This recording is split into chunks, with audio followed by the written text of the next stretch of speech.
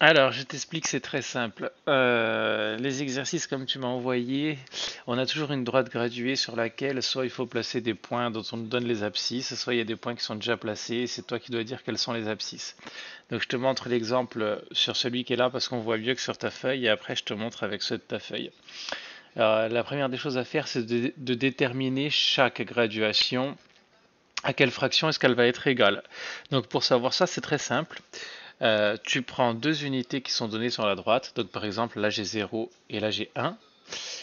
Tu regardes l'écart qui est entre les deux. Alors là, bien évidemment, entre 0 et 1, bah, l'écart c'est 1. Ça aurait pu être ici 0 et ici, si je te montre pas sur la bonne fenêtre, ici 0 et ici 5 et l'écart c'était 5. Et ensuite, entre ces deux graduations et la distance que tu as, tu comptes le nombre de traits que tu as. Là, par exemple, si je les compte, donc ils sont 10 par 10, il y en a 10, 20, 30, 40, 50, 60, 70, 80, 90 et 100. Une fois que tu sais combien tu as entre deux graduations et le nombre de traits auxquels ça correspond, chaque trait va faire, donc ici il y a 1 et il y a 100 graduations, chaque trait va faire 1 sur 100. Donc tu auras 1 sur 100, 2 sur 100, 3 sur 100, 4 sur 100, etc. etc.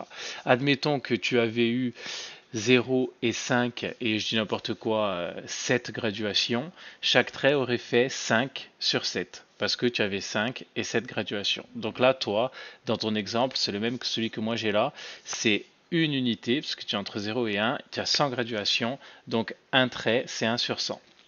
Donc si on te demande de placer des points, soit c'est déjà des fractions sur 100 et tu as juste à compter le nombre de traits, soit c'est des fractions qui ne sont pas sur 100 et pour les placer de manière assez facile, tu vas les convertir en quelque chose sur 100. C'est-à-dire que si c'est sur 10, tu vas multiplier par 10 pour avoir 100. Si c'est sur 20, tu vas multiplier par 5 pour avoir 100. Tu vas toujours t'arranger pour que ce soit une fraction sur 100. Donc maintenant, on va prendre ton exemple à toi.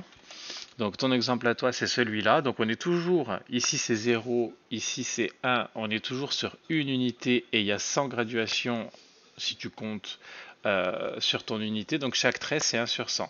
Donc tu vois que par exemple, les trois premières fractions qu'on te demande de placer, elles sont sur 10. Donc toi, comme tu sais que tes graduations, c'est des sur 100, tu vas multiplier par 10 parce que 10 fois 10, ça fait 100. Sachant que sur une fraction, pour pas changer sa valeur, si tu multiplies par 10 en bas, il faut que tu multiplies par 10 en haut. Donc là, la première, 3 sur 10.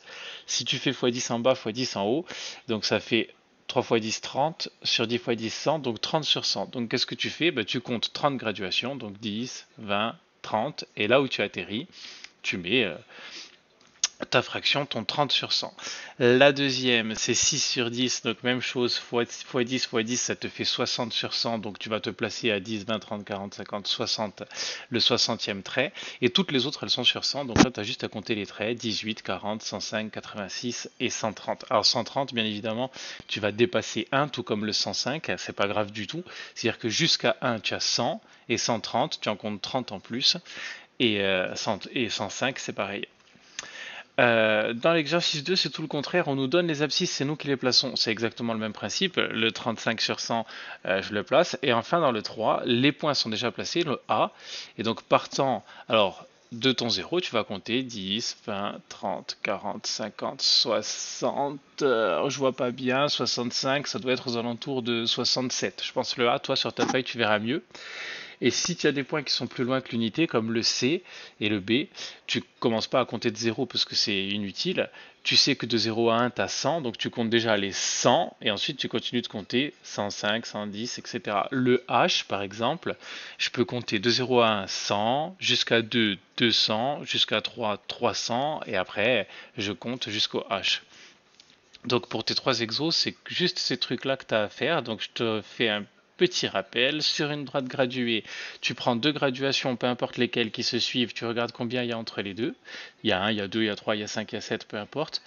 Entre ces deux mêmes graduations, tu comptes le nombre de traits et chaque trait vaudra la longueur qui est entre les deux valeurs sur le nombre de traits. Ici, on a une unité, il y a 100 traits, chaque truc fait 1 sur 100. Donc soit c'est déjà placé, tu comptes tes traits et tu regardes quelle est l'abscisse, soit on te donne l'abscisse et c'est toi qui vas placer le point. Voilà, c'est tout.